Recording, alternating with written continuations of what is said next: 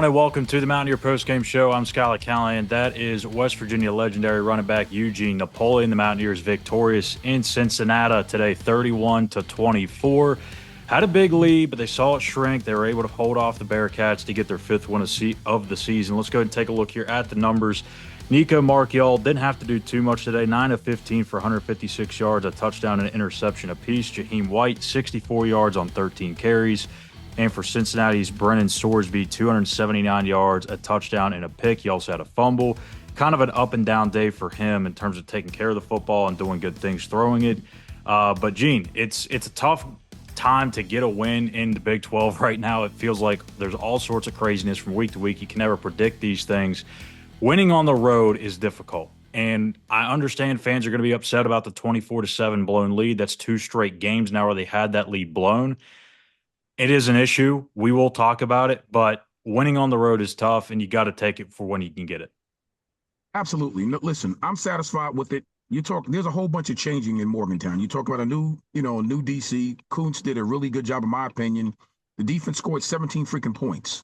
Mm-hmm. So I'm happy with that. Thank God for the transfer portal, right? We talk about it. The transfer portal, it giveth and it takes away. But for us today, all these kids showed out. They played very well. And I think fans have to understand something. When you're dealing with a new DC, you're dealing with a lot of turmoil, a lot of turnover. The difference in terminology on defense, who knows what Kuntz had them do.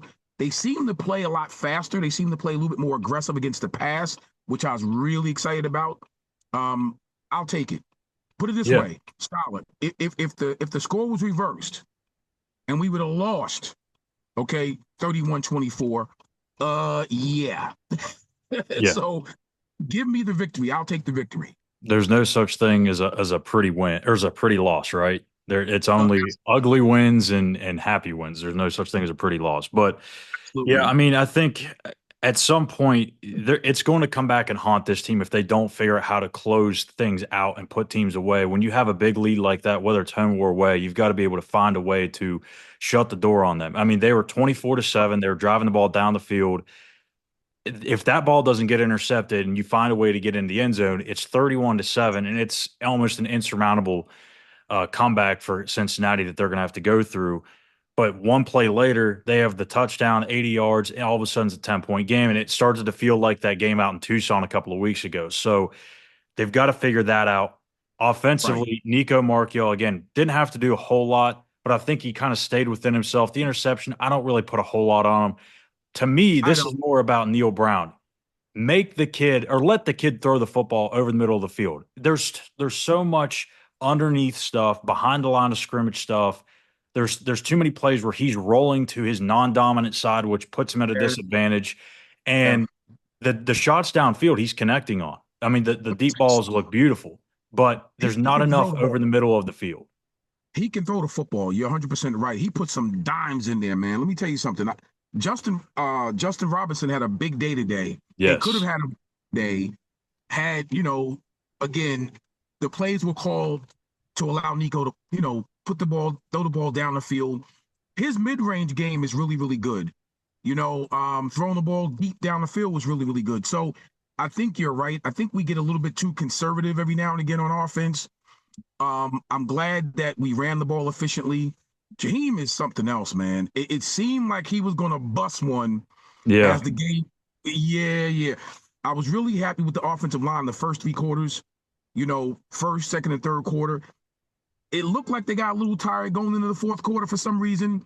We gave up some plays that we probably shouldn't have given up, and also it was a tale of 2 halves. It was. The first half, West Virginia played well. Second half, we gave up some plays. But we did enough to win the football game, and that's what this is all about. Yeah, Brennan Sorsby, again, up and down day. Entering the week, they were 3rd in the Big 12 in passing, and that's a pretty stiff challenge for a guy that's being the coordinator for his first week. And Cincinnati had 34 minutes of time of possession, almost 35. So the defense was out on the field a whole bunch, and you can see the 279 passing. You think, it's not really that good. But when they're on the field for as long as they were, it's Coons' first game. And you also, like you mentioned earlier, they came up with 3 scores for you. I mean, there's not much more you can ask for that defense. I think that number's a little bit skewed. Offensively, though, they've got to be able to find a way to complement the running game. And I don't know whether that's them turning back to Garrett next week or you can keep on riding with Nico. We'll have that discussion the next couple of days. But final thoughts here before we hop out of here, Gene. Well, listen, you're going to take a walk with me into the bank, Yeah. which is great. My Mountaineer fans, we're going to walk into the bank real quick since this is my final. Well, actually, hold on. My beautiful wife says she'll do it for me while I'm finishing this up. So that's a good thing. Just so you know, Lele, we're safe. My wife is driving. We're actually heading out to get something to eat. Get so, that victory meal. Absolutely. My final thoughts on this. Let me tell you something. I think if our defense could continue to play the way we played today, and I'm not saying we're scoring 17 points, every time we come Right. out. No, I'm not saying that. But they played fast. It seemed like they were on the Confident. same page. It seemed like they looked really confident in this win on the road. If we do this, we have a chance, and our offense cleans some things up. Like you said, we have to clean some things up. But if we can do this these next 3 to 4 weeks, Schuyler, anything could happen. I'm real excited about where we're going. We're one game away from being bowl eligible. Yep. That's always a good thing. So I'm looking forward to it, man. I'm looking forward to see what we put on the field over these next 3 to 4 weeks. And finally, before we get out of here, a look at the road ahead. And it's a very short road. The season's almost coming to a close here. It's crazy to believe, but 3 games left. West Virginia has now a 2-game homestand. Starting with Baylor next Saturday, that's a 4 o'clock kick on ESPN2. And then the following week, they play UCF before wrapping up the regular season out in Lubbock against the Texas Tech Red Raiders. So things will get interesting down the stretch. We'll see how it all pans out. We will be back tomorrow morning on Between the Ears for the morning after. For Eugene, Napoleon, I'm Schuyler Callihan. You've been watching the Mountaineer postgame show presented by West Virginia on SI. Make sure you hit that subscribe button here on our YouTube page and follow us on X at SI_WVU. Once again, West Virginia 31, Cincinnati 24. We'll see you back here tomorrow on BTE.